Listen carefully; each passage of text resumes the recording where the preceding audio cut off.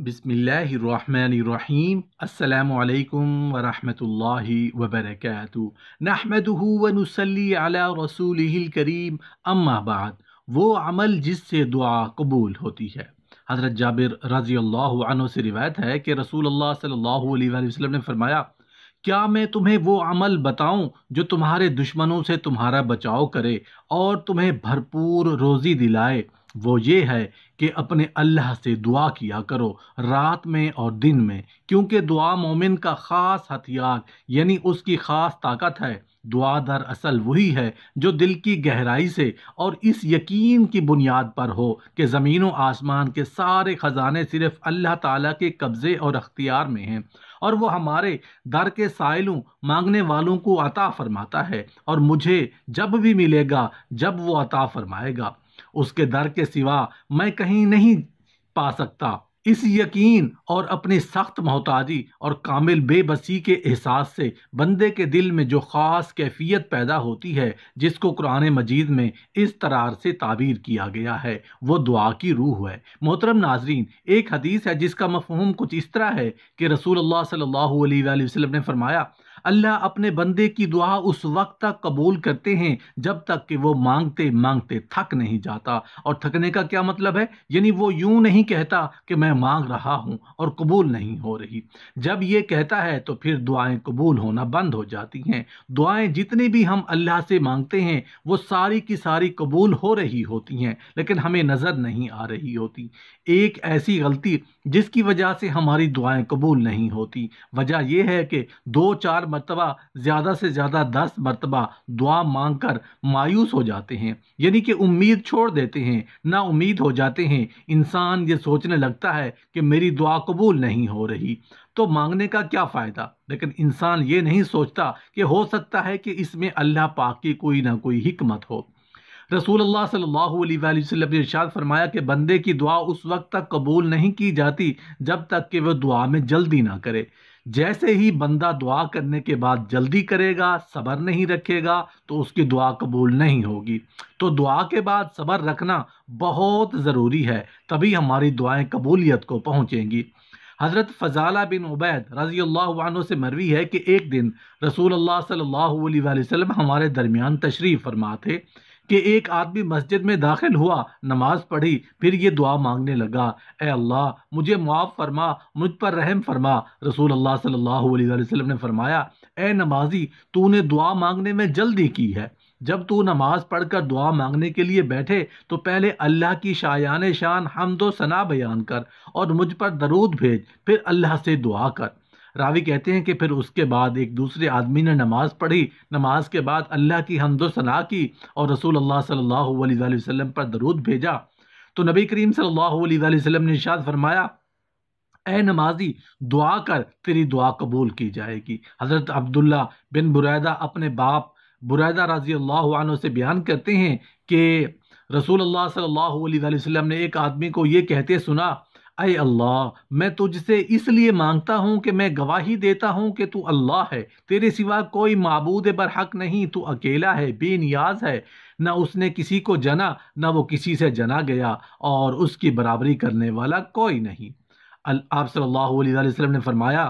اے ان الفاظ سے دعا کرنے والے، تو نے اللہ تعالیٰ سے اس کی اسم اعظم کے وسیلے سے دعا مانگی ہے۔ جب اس سے اسم اعظم کے وسیلے سے مانگا جاتا ہے تو عطا کرتا ہے، اور جب اس کے وسیلے سے دعا کی جاتی ہے تو وہ قبول کرتا ہے۔ حضرت عبادہ بن صامت رضی اللہ عنہ سے روایت ہے کہ رسول اللہ صلی اللہ علیہ وآلہ وسلم نے فرمایا، جو شخص رات کے کسی حصے میں جاگے اور یہ دعا پڑھے، لا الہ الا اللہ وحدہ لا شریک لہ، لہ الملک ولہ الحمد وہو علی کل شیء قدیر، الحمد للہ وسبحان اللہ ولا الہ الا اللہ واللہ اکبر ولا حول ولا قوة الا باللہ۔ اللہ کے سوا کوئی الہ نہیں، وہ اکیلا ہے، اس کا کوئی شریک نہیں، اس کی بادشاہی ہے اور اسی کے لیے سب تعریفیں ہیں، اور وہ ہر چیز پر قادر ہے۔ حمد و ثنا اللہ کے لیے، اللہ پاک ہے اور اس کے سوا کوئی معبود برحق نہیں، اور اللہ سب سے بڑا ہے، اور نیکی کرنے اور گناہ کرنے سے بچنے کی توفیق اللہ سے ہی ملتی ہے۔ پھر وہ کہے اللہم اغفر لی، یعنی اے اللہ مجھے معاف کر دے، جب وہ دعا کرے تو اس کی دعا قبول کی جاتی ہے، اور اگر وضو کر کے نماز پڑھے تو اس کی نماز قبول کی جائے گی۔ حضرت ابو حریرہ رضی اللہ عنہ سے روایت ہے کہ رسول اللہ صلی اللہ علیہ وآلہ وسلم نے فرمایا، اے لوگو، یقیناً اللہ تعالیٰ پاک ہے اور پاک چیز کے سوا کوئی چیز قبول نہیں کرتا، اور بلا شبہ اللہ تعالیٰ نے مومنوں کو اسی چیز کا حکم دیا ہے جس کا حکم رسولوں کو دیا۔ پھر آپ صلی اللہ علیہ وآلہ وسلم نے ایک شخص کا ذکر کیا جو لمبا سفر کر کے غبار آلود پراگندہ بالوں کے ساتھ حج یا جہاد کے لیے جاتا ہے، اپنے دونوں ہاتھ پھیلا کر دعا کرتا ہے، اے میرے پروردگار، اے میرے پروردگار، اور صورتحال یہ ہے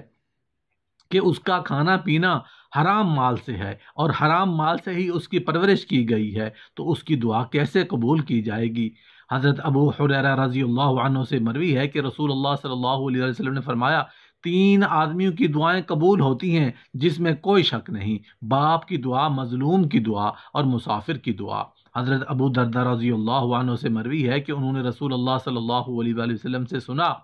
مسلمان کی اپنے بھائی کے لیے اس کی عدم موجودگی میں کی ہوئی دعا قبول کی جاتی ہے۔ اس دعا کرنے والے کے سر کے پاس ایک فرشتہ مقرر ہوتا ہے، جب بھی وہ مسلمان اپنے بھائی کے لیے خیر اور بھلائی کی دعا کرتا ہے تو وہ مقرر فرشتہ کہتا ہے آمین، اللہ تجھے بھی اس جیسی ہی بھلائی عطا کرے، تیری ضرور مدد کروں گا، چاہے کچھ وقت کے بعد ہی صحیح۔ حضرت نعمان بن بشیر رضی اللہ عنہ سے روایت ہے کہ رسول اللہ صلی اللہ علیہ وآلہ وسلم نے فرمایا، دعا ہی عبادت ہے۔ حضرت سلمان رضی اللہ عنہ سے روایت ہے کہ بلا شبہ اللہ تعالی حیا والے سخی ہے، جب کوئی بندہ اس کے حضور ہاتھ اٹھاتا ہے تو انہیں خالی لوٹاتے ہوئے اسے شرم آتی ہے۔ حضرت عبداللہ بن عمر رضی اللہ عنہ سے مروی ہے کہ رسول اللہ صلی اللہ علیہ وآلہ وسلم نے فرمایا، اے لوگو، جب تم اللہ عز و جل سے دعا مانگو تو قبولیت کے یقین کے ساتھ مانگو، کیونکہ اللہ غافل دل والے آدمی کی دعا قبول نہیں فرماتے۔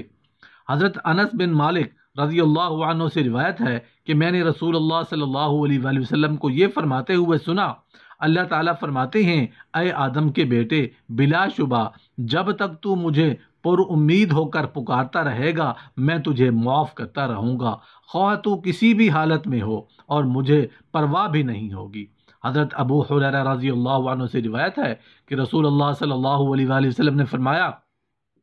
میں تم سے کوئی دعا کرتے ہوئے یوں نہ کہے، اے اللہ اگر تو چاہے تو مجھے معاف کر، اے اللہ اگر تو چاہے تو مجھ پر رحم کر، بلکہ وہ پختہ ارادے کے ساتھ سوال کرے، اس لیے کہ اللہ تعالیٰ پر کوئی زبردستی نہیں کر سکتا، اور ایک روایت میں ہے، اور وہ پختہ ارادے سے سوال کرے، کیونکہ اللہ جو چاہتا ہے کرتا ہے، اس پر کوئی زبردستی کرنے والا نہیں۔ حضرت ابی بن کعب رضی اللہ عنہ سے مروی ہے کہ ایک آدمی نے عرض کیا، اے اللہ کے رسول صلی اللہ علیہ وآلہ وسلم، کیا خیال ہے اگر میں اپنی دعا کا سارا وقت آپ صلی اللہ علیہ وآلہ وسلم پر درود پڑھنے کے لیے وقف کر دوں؟ تو آپ صلی اللہ علیہ وآلہ وسلم نے جواب دیا، تب اللہ تعالیٰ تیرے دنیا اور آخرت کے سارے دکھوں اور غموں سے تجھے کافی ہوگا۔